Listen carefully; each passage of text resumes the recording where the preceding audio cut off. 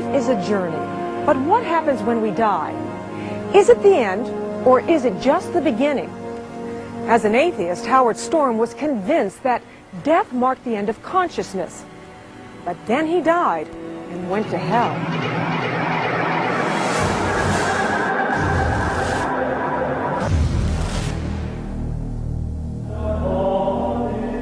Eternal life with God the Father, Jesus and Mary, the angels, the saints, and our loved ones. It is the heavenly existence most God-fearing people hope to experience, and which some have even claimed to have seen.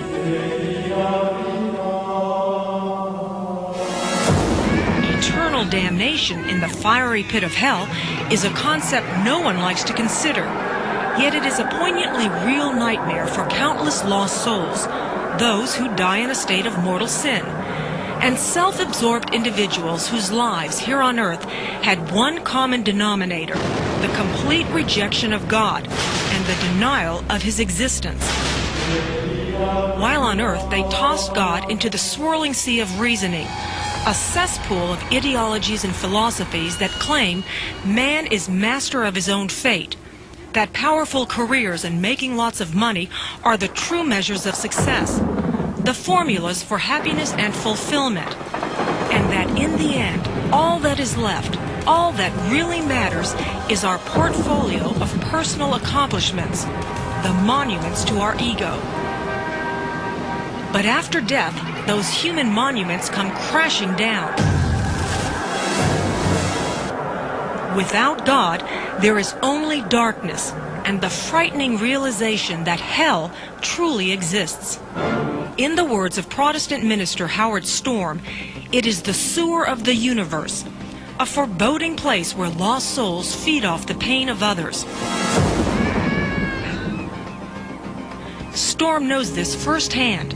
In 1985, this self-proclaimed atheist died, and to his horror found that he had been banished to hell. Howard, thanks for being with us. We really appreciate this. Thanks for having me. I'd like to begin with just the issue of who you were in 1985, because by all measurements, you were an average art professor, probably very good artist. Thank you. I've seen your work, so I know that you're a good artist. But you were just the average person out there. You had not, as far as we know, committed any heinous crime of any sort. Right. And yet, when you die, you're sent to hell. And that could have been anybody out there who was leading a good life. Why? What were you? Who were you? Well, unfortunately, I say that from my perspective now, we are all sold a bill of goods in this society that, like, being good is good enough. And what we mean by being good is if you don't kick the dog and, you know, aren't too nasty to your wife and kids and pay your taxes and don't break the laws in any conspicuous way, that's good. And being self-centered and manipulative and me first always kind of attitude is encouraged in our society. So I look upon myself then as living the American dream, and I think many people would say I was you know, on the right track.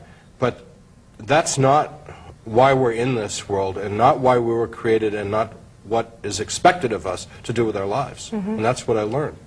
You were self-centered, but you were also so self-centered that you didn't think there was any other force out there that would determine your future, like God. You did not believe in God?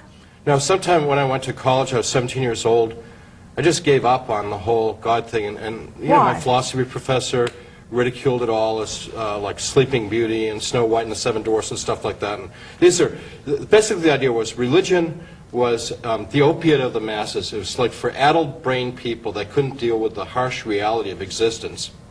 And I thought I was way beyond religion, into a existential, very materialistic, you know, very hedonistic kind of life, which I think, from my perception, is the prevailing culture of our society.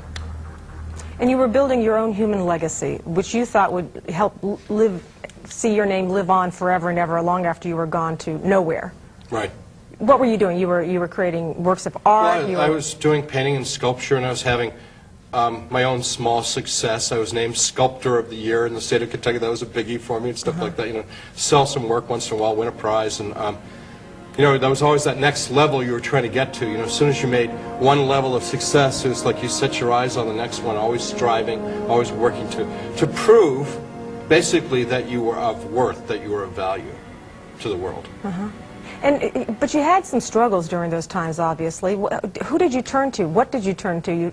I know you had some sort of religion instilled in you when you were younger. You didn't turn back to that at all? You never felt like you should? There was never that gnawing feeling?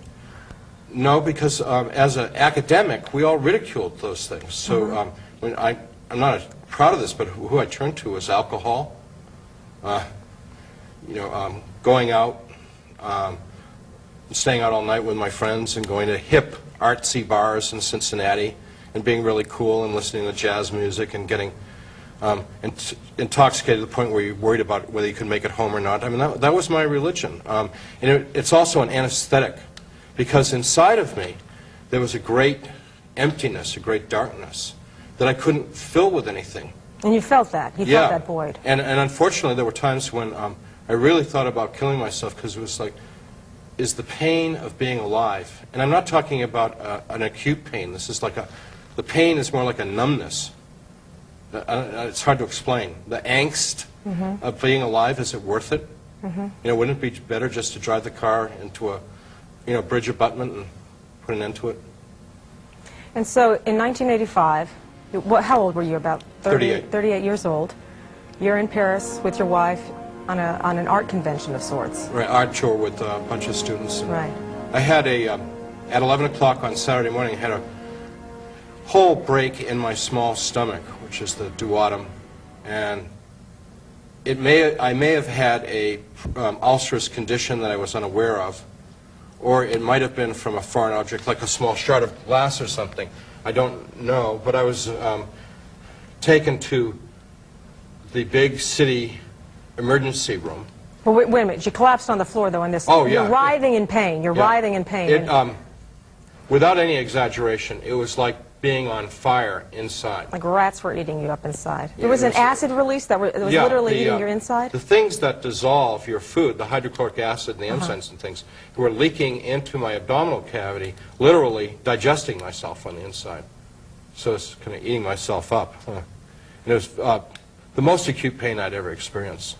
And they called an ambulance, and a doctor comes with, diagnoses. Oh, yeah, they knew exactly what was wrong. Sent me off on this wild ambulance ride through Paris. With a shot of morphine, only one shot. Yeah.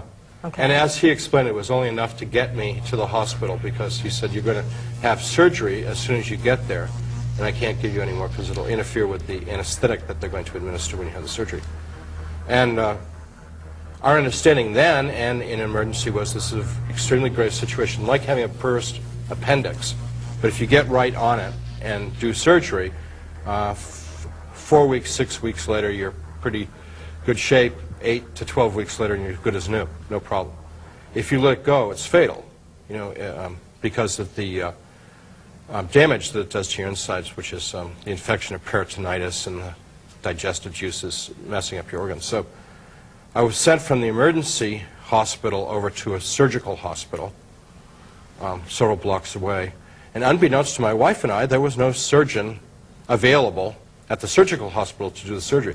So they parked me in a room and left me there for 10 hours. And the doctors in the United States told me that my life expectancy from the beginning of this incident was about 5 hours.